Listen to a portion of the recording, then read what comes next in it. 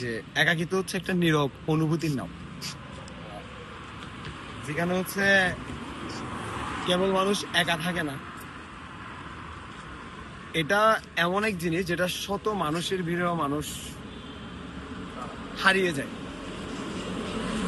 তো আমরা আসলে কথা বলি, হাসি, তার পাশে অনেক কিছু নিজেদেরকে স্বাভাবিক দেখানোর চেষ্টা করি, কিন্তু আসলে মনের ভিতরে কোনো এক ধরনের শূন্যতা কাজ করে।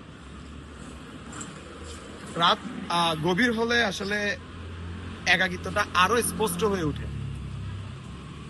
চারপাশের কোলাহল থেমে যায়, নোটিফিকেশনটাও বন্ধ হয়ে যায়, মনের ভেতর জমে থাকা অনুভূতিগুলোও জেগে ওঠে।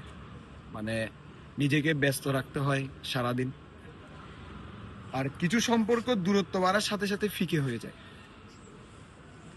কিছু মানুষগুলাও ধীরে ধীরে মানে অচেনার রূপ নেয়, আর সেই শূন্যতাটা একটা অভ্যাসে পরিণত হয়। কিন্তু একাকিত্ব কি সত্যিই খারাপ, নাকি এটা নিজেকে জানার, বোঝার ও নতুন গড়ে তোলার একটা সুযোগ?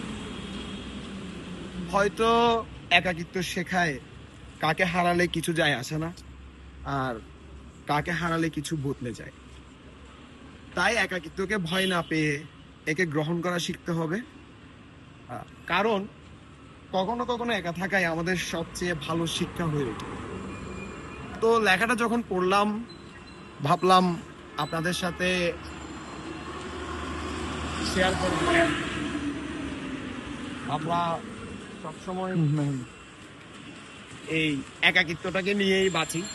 মানুষ সবসময় চিন্তা করে কিছু ক্ষণিক সময়ের জন্য মানুষ নিজেকে মনে করে পূর্ণতা, কিন্তু কিন্তু সে দিন শেষে শূন্যতাটাই ভোগে। ধন্যবাদ, শুভরাত্রি।